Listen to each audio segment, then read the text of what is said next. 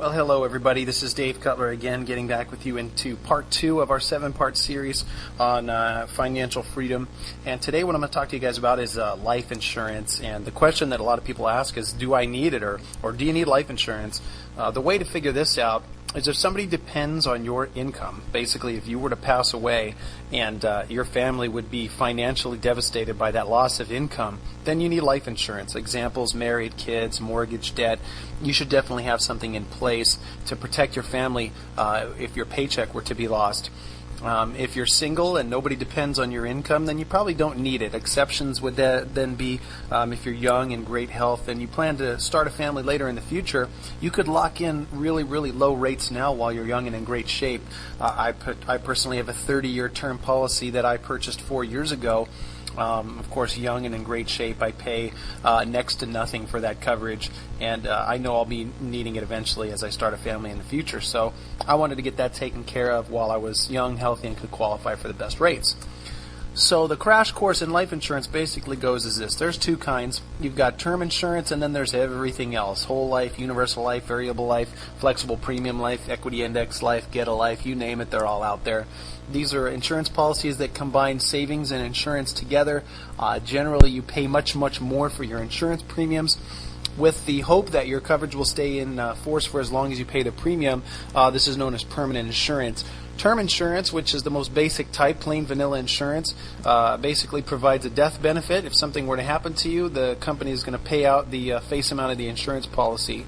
The benefits of term insurance is you can generally get your premiums very, very low. Policy terms can be up to 35 years, and these follow the theory of decreasing responsibility, which basically looks like this.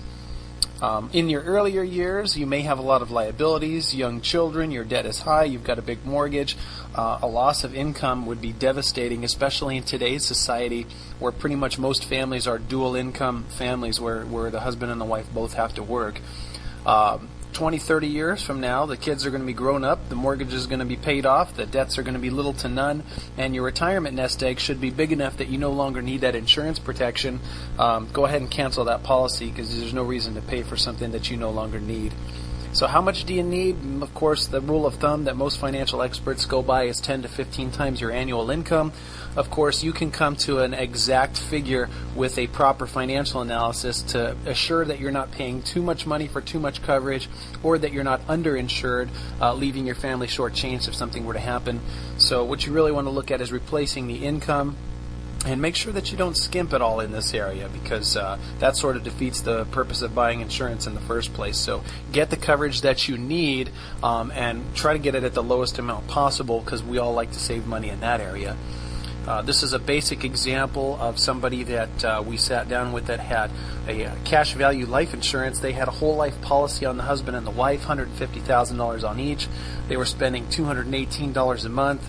And generally in these type of policies, you're looking to get back at the end about 50% or so of the face value of the policies. So they had about $300,000 of total coverage, which means 50% of that, they'd get back about $150,000 at retirement age 65. Had they purchased a term life insurance policy and kept their investing separate, you can see they were able to purchase much more coverage for their premium dollar. 3 times the coverage for only $67, and they were able to take that $151, invest that separately into a 401k, a Roth IRA, or even a 529 college savings plan. Some of it could have gone in there, but of course at this stage we put it into a Roth IRA, and they could average a 10% rate of return, which is not all that difficult to find. You can see the big difference, a little over $500,000. So, of course, many financial experts will agree with what I've just told you. Don't take my word for it. Do your own research. Eric Tyson put out the Personal Finance for Dummies book, and this basically goes over, save you, hours of time and thousands of dollars just by term life insurance. The only exception would be if you're looking at using permanent insurance for some sort of estate tax planning purposes. You may want to look into it at that stage of the game.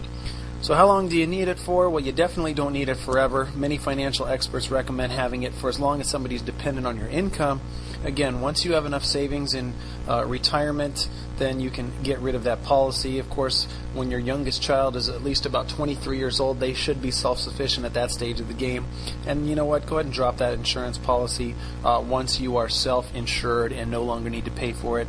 Of course, don't take my word for it. Please consult with your financial professional to calculate exactly how much coverage you need and for how long.